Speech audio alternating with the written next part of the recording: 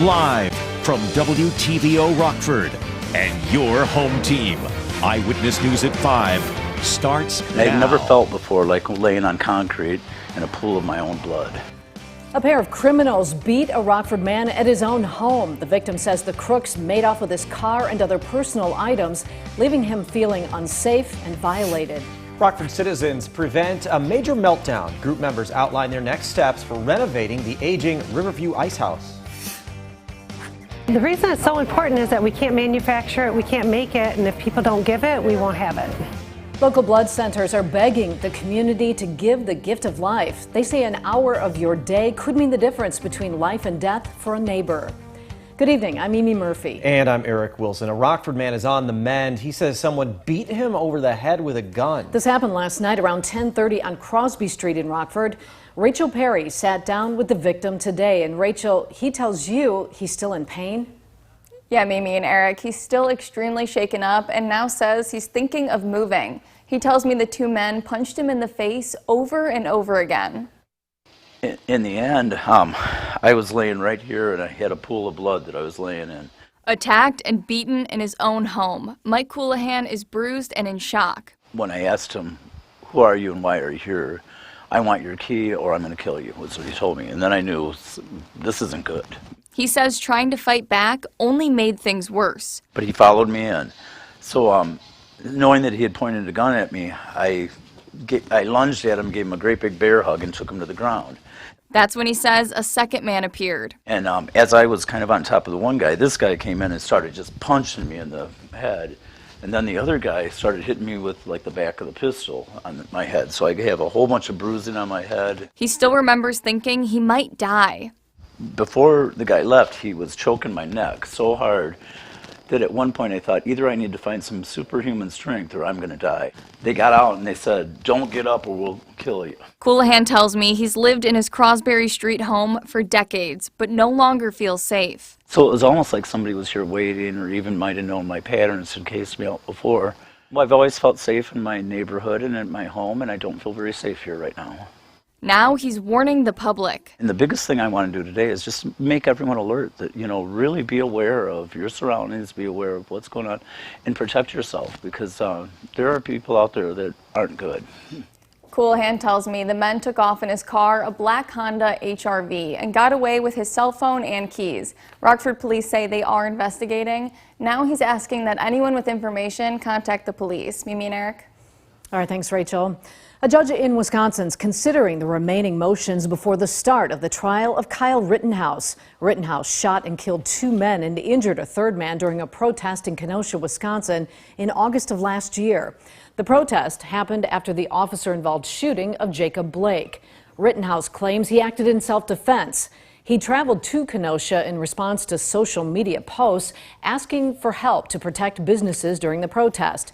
He's charged with multiple crimes, including reckless homicide and attempted first-degree intentional homicide.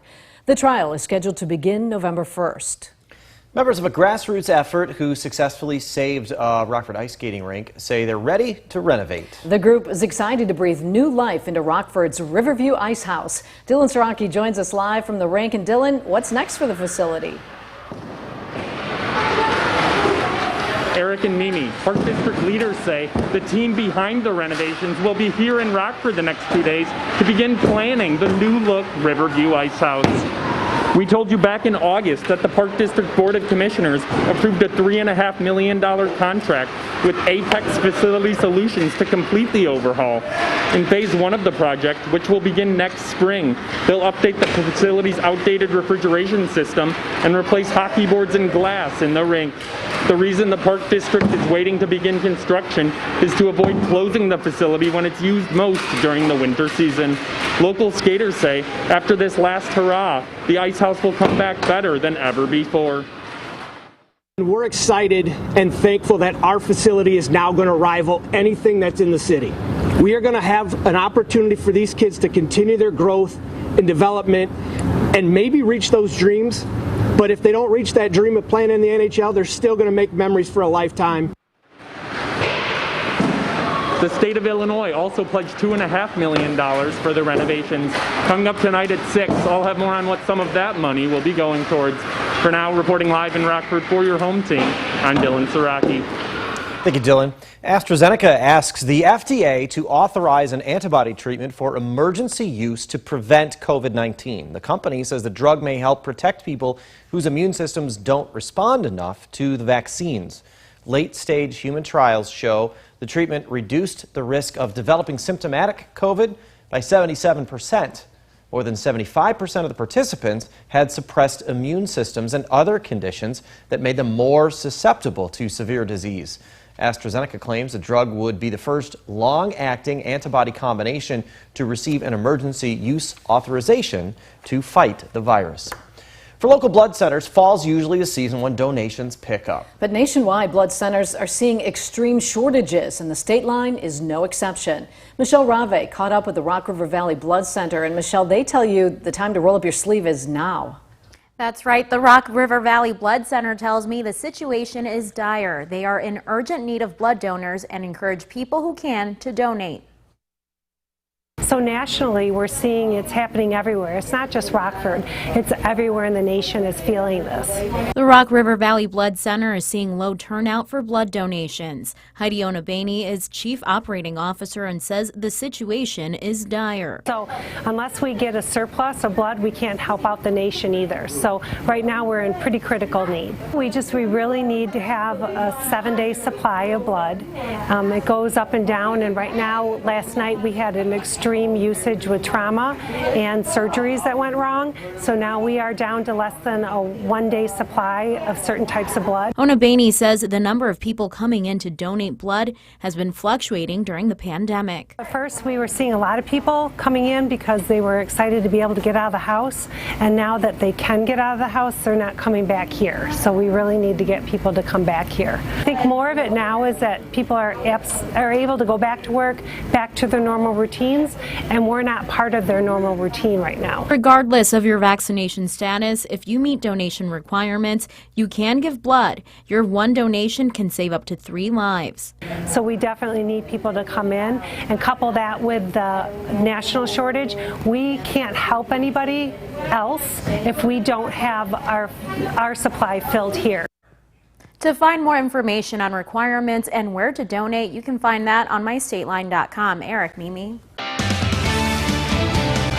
A former Facebook employee turned whistleblower tells Congress the tech giant's products harm kids and democracy. Washington correspondent Rashad Hudson joins us now with more as he keeps you connected to the nation's capital. Good evening. Regulating social media companies seems to be an issue that unites lawmakers. Both Democrats and Republicans say major reforms are needed when it comes to big tech. Facebook's products harm children, stoke division, and weaken our democracy. Before becoming a whistleblower, Frances Haugen worked for Facebook. She says during her time there, she saw the company put profits over user safety. My fear is that without action, divisive and extremist behaviors we see today are only the beginning. She says the company neglected to protect vulnerable users and wants Congress to step in. The company's leadership knows how to make Facebook and Instagram safer. Congressional action is needed. Connecticut Senator Richard Blumenthal says the nation's children are the real victims of the tech giant's business practices. Facebook's failure to acknowledge and to act makes it morally bankrupt. And in a rare showing of bipartisanship, Republicans like Tennessee Senator Marsha Blackburn and Mississippi Senator Roger Wicker say they agree Facebook is hurting users. Facebook is not interested in making significant changes to improve kids' safety on their platforms. The children of America are hooked on their product. It is often destructive. Right now, there are several bills in Congress that deal with regulating social media companies. The question is whether they'll come to the floor for a vote. Reporting in Washington, Rashad Hudson, back to you. Now, your first warned weather forecast from Chief Meteorologist Candace King. I have to say a big thank you to Sue for sharing her fall photo with us.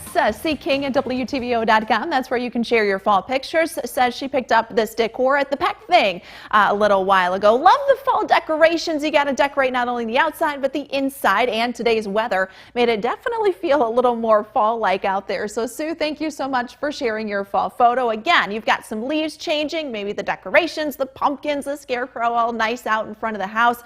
Share those with us, and you may even see them here through the evening. As I mentioned, it's felt a little more fall-like, kind of a dreary day with the cloud cover, and you definitely felt the chill in the air compared to where we've been the last couple of days. While we haven't had much sunshine, temperatures have struggled today to make it much above 70 degrees. Low pressure to the south, high pressure up to the north. Unfortunately, with moisture trapped underneath dry air, we just weren't able to break up the cloud cover as that moisture comes in off of Lake Michigan.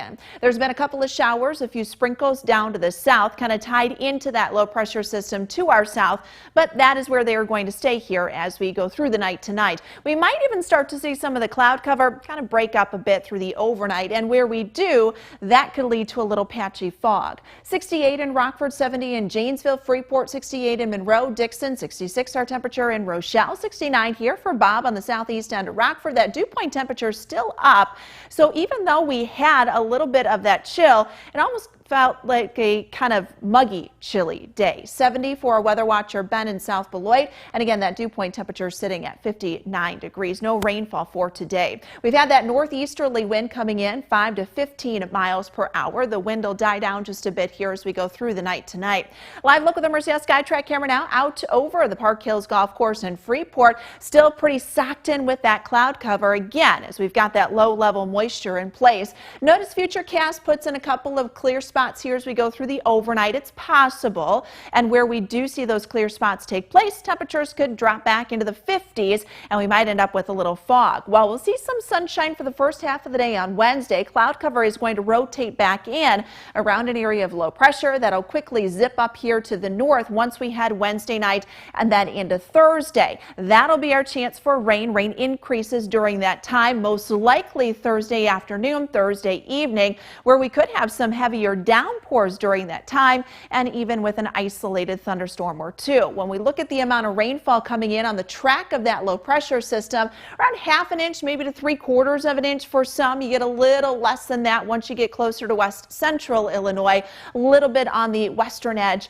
of that low pressure system. So we're pulling in quite a bit of moisture with this low, and that's why that could lead to some heavier downpours Thursday afternoon and Thursday evening. So 60 degrees for us tonight, still fairly mild. That's the temperature here in Rockford, but if we get some breaks, could see the upper 50s return. It was some patchy fog. When we talk about temperatures, within the next couple of days, we should be on average getting that first 32-degree temperature for the low. Nowhere near that. In fact, we're going to be well above that with those lows in the upper 50s and lower 60s as that mild stretch of weather continues. We bumped the number up to 75, couple of peaks of sunshine, and then that shower chance will move in once we head in late in the day. You look at the numbers here, they stay in the 70s. We'll see the 80s return then as we head into the weekend. Guys, winds will pick up a bit here as we head towards the weekend on Saturday, specifically from the southwest, and that'll bring us into the lower 80s for Saturday, Sunday. There's a cold front that comes through.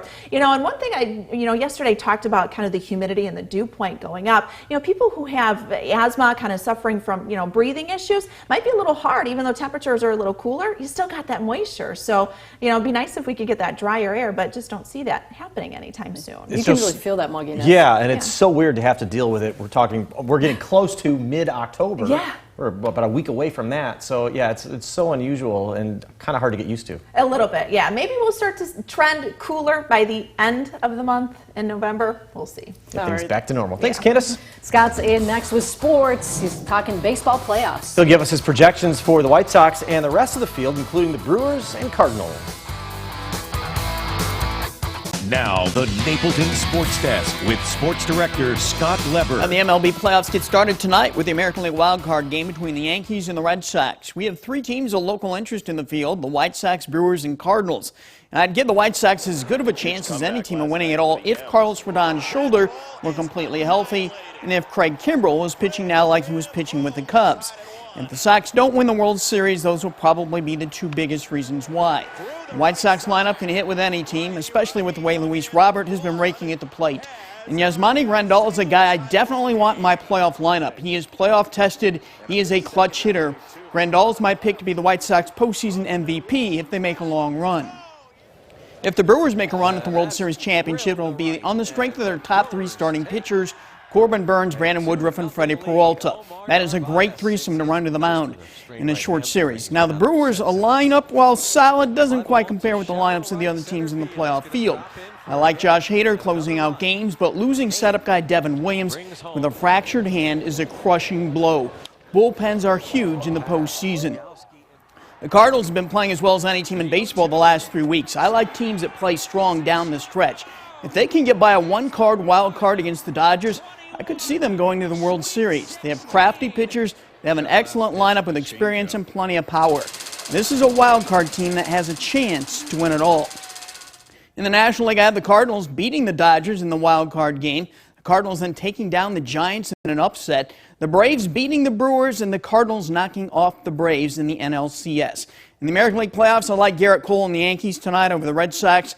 Then I have the Rays beating the Yankees, the White Sox in a thrilling 5-game series over the Astros, and the Rays beating the Sox in the ALCS. Candace will have a final weather check in just a minute. But first, here's a look at what's to come on News Nation tonight. Tonight, why the Senate might not be the most credible body to hold Facebook accountable, and the role Taylor Swift is now playing in Virginia's gubernatorial election. That's coming up on Balance tonight. Now a look at tonight's Dan Abrams Live. Thanks, Leland. Tonight on Dan Abrams Live. Fury over mask mandates, threats against teachers. Now the FBI is stepping in. What is it about masks that's making people so mad? That's coming up tonight on Dan Abrams Live. You can catch News Nation tonight on cable and satellite stations you see here. You can also head to newsnation.com. Our first warning interactive radar brought to us by Rockford Auto Glass and More. We've got the cloud cover's been fairly thick. Had a little bit of a chill in the air today. Actually felt more like fall and the beginning of October. Temperatures just squeezed that 70-degree mark this afternoon. We're down to 60 for tonight. We'll keep with the cloud cover. Might get a couple of breaks in some of that. And where we do see that, temperatures will drop off into the upper 50s. 75 for tomorrow afternoon. We've got some sunshine. Cloud cover increases again. We've got the chance for rain moving in late in the day on Wednesday night. Thursday afternoon, Thursday evening look like the rainier period coming up here over the next couple of days. Some of those showers then will linger into Friday. Winds pick up from the southwest, brings us into the 80s as we head into the weekend. All right, thanks, Candace. And thank you for spending some of your time with us. Stay safe.